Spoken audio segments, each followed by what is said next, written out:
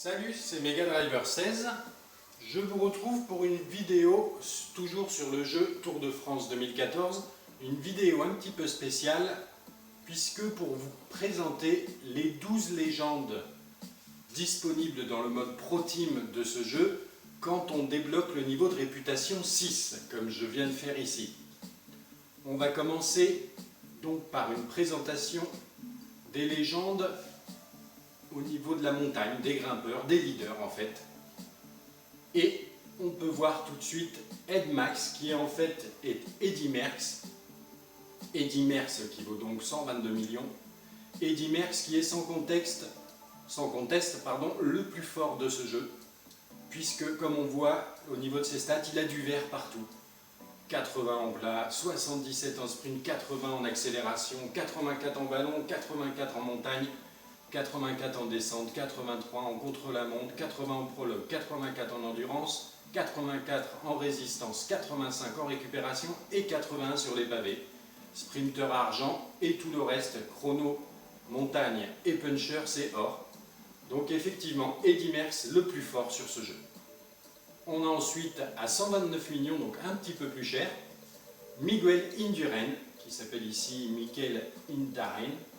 Donc en fait, c'est Miguel Indurain, l'Espagnol, 5 fois vainqueur du Tour, qui lui est très bon aussi, avec 183 en montagne, 82 en ballon, et surtout c'est le plus fort en contre-la-montre, 85, il n'y a pas plus haut. Nous avons ensuite Bernie Hinault, qui en fait, on l'aura compris, c'est le grand coureur français des années 80, Bernard Hinault, 5 fois vainqueur du Tour aussi, c'est le club des 5, là, puisqu'Eddy Merckx aussi. Donc Bernard Hinault, ça doit être le deuxième meilleur coureur sur ce Tour, puisque on voit qu'il a du vert partout aussi. Un cran en dessous d'Eddy Merckx en termes de montagne, puisqu'il n'a que, entre guillemets, 83, alors qu'Eddy Merckx a 84. Mais autrement, c'est du vert partout. Il est même un peu plus fort en sprint qu'Eddy Merckx, puisqu'il est à 78. Bref, vraiment là on a le trio de tête, les trois plus forts, de ces 12 coureurs de légende. On a toujours au rang de la montagne, des grimpeurs, donc le meilleur grimpeur de ce jeu, tout court, c'est Marco Pantani, qu'ils appellent Mirko Pantaloni. Donc Marco Pantani, le pirate, le grimpeur italien qui lui a la plus haute note en montagne de tout le jeu avec 85, il n'y a pas plus haut. 85 également en accélération. Effectivement, par contre, on voit qu'en contre-la-montre, c'est beaucoup plus faible avec un 59. Mais en tout cas, en termes de grimpeur, il n'y a pas mieux.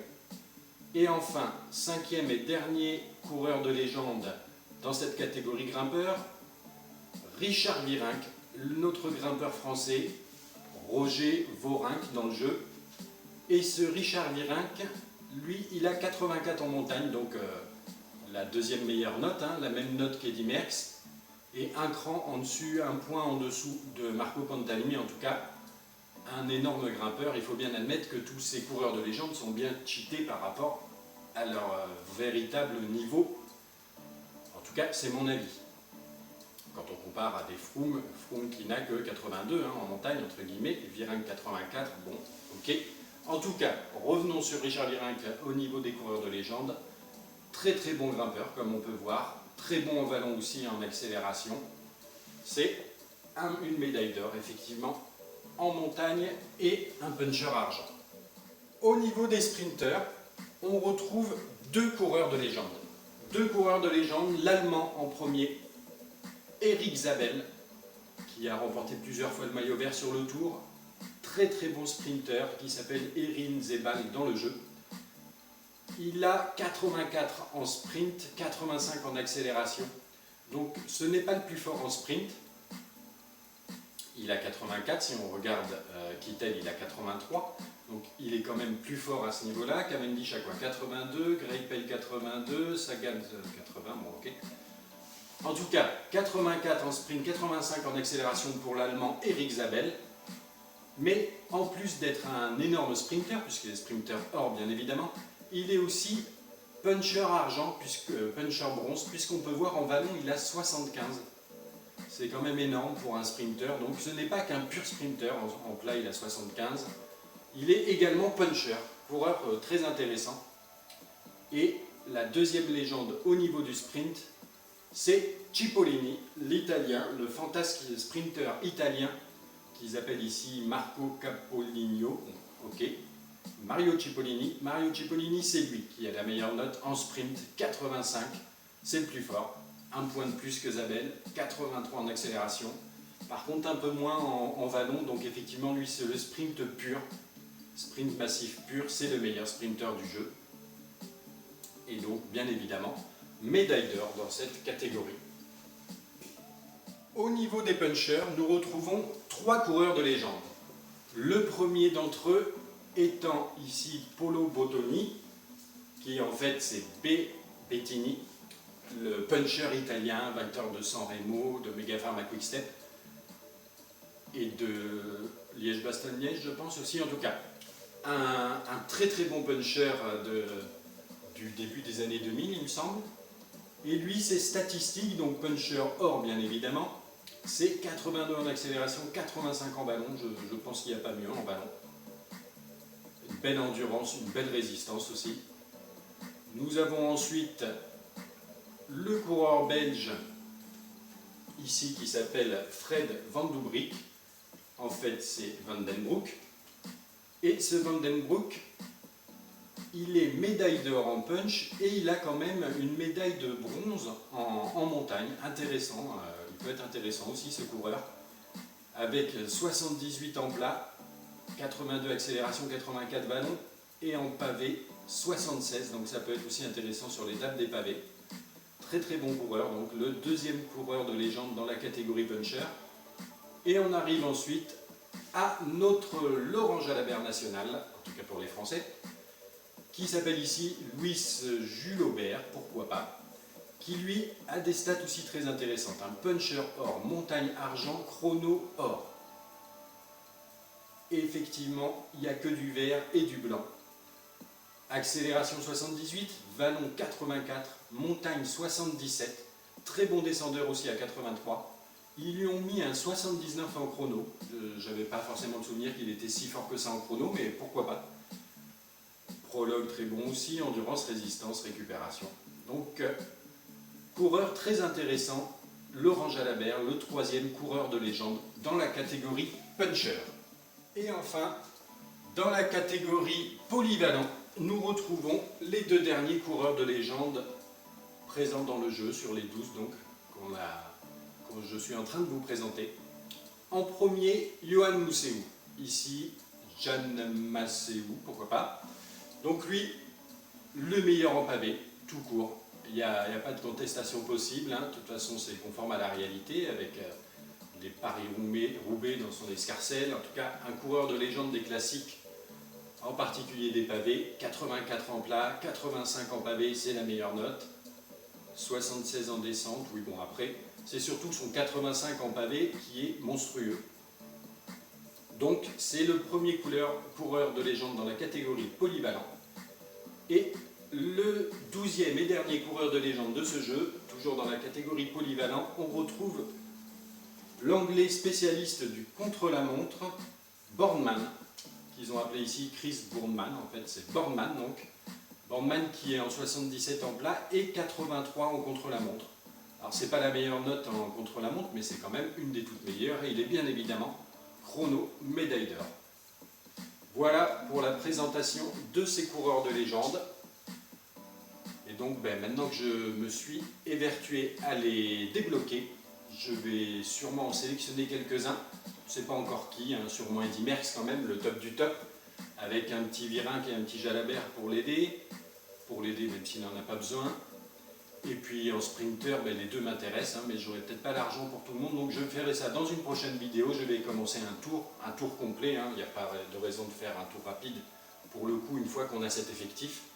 Et avec mes 628 millions d'euros, je vais essayer de me faire une belle équipe de légende pour un tour complet, mais ça ce sera dans une prochaine vidéo. Il faut encore que j'effectue mon choix. A plus tard.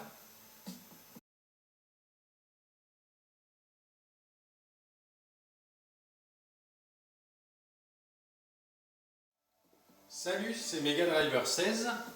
Je vous retrouve pour une vidéo, toujours sur le jeu Tour de France 2014, une vidéo un petit peu spéciale, puisque pour vous présenter les 12 légendes disponibles dans le mode Pro Team de ce jeu, quand on débloque le niveau de réputation 6, comme je viens de faire ici.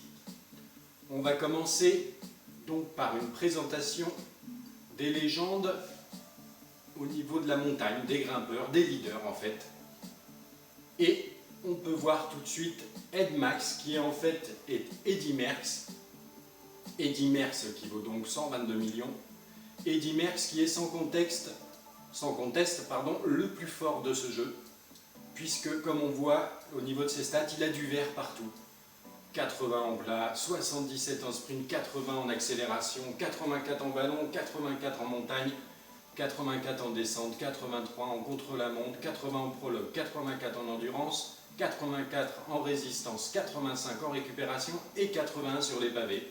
Sprinter argent et tout le reste, chrono, montagne et puncher, c'est or. Donc effectivement, Eddy Merckx le plus fort sur ce jeu. On a ensuite à 129 millions, donc un petit peu plus cher, Miguel Indurain, qui s'appelle ici 1049. Mais en tout cas, en termes de grimpeur, il n'y a pas mieux. Et enfin, cinquième et dernier coureur de légende dans cette catégorie grimpeur, Richard Virenque, notre grimpeur français, Roger Virenque dans le jeu. Et ce Richard Virenque, lui, il a 84 en montagne, donc la deuxième meilleure note, la même note qu'Eddy Merckx, et un cran en dessus, un point en dessous de Marco Pantalini, en tout cas, un énorme grimpeur. Il faut bien admettre que tous ces coureurs de légende sont bien cheatés par rapport à leur véritable niveau. En tout cas, c'est mon avis. Quand on compare à des Froome qui n'a que 82 en montagne, entre guillemets, et Virenque 84, bon, ok. En tout cas, revenons sur Richard Virenque au niveau des coureurs de légende. Très très bon grimpeur, comme on peut voir. Très bon en vallon aussi, en accélération.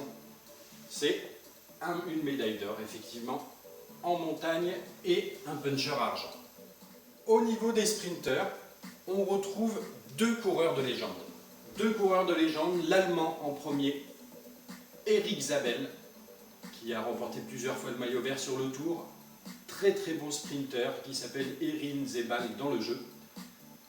Il a 84 en sprint, 85 en accélération. Donc ce n'est pas le plus fort en sprint. Il a 84, si on regarde Kittel, il a 83.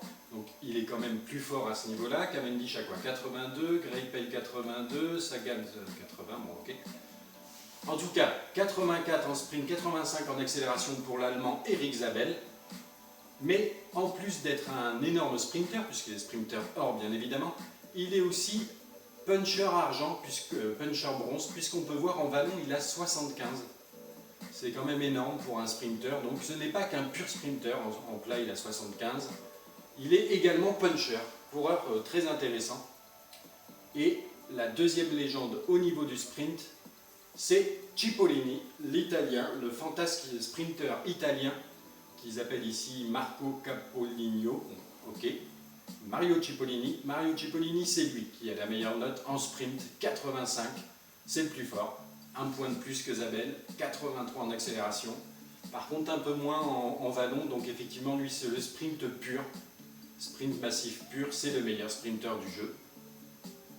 Et donc, bien évidemment, médaille d'or dans cette catégorie. Au niveau des punchers, nous retrouvons trois coureurs de légende. Le premier d'entre eux étant ici Polo Bottoni, qui en fait c'est B.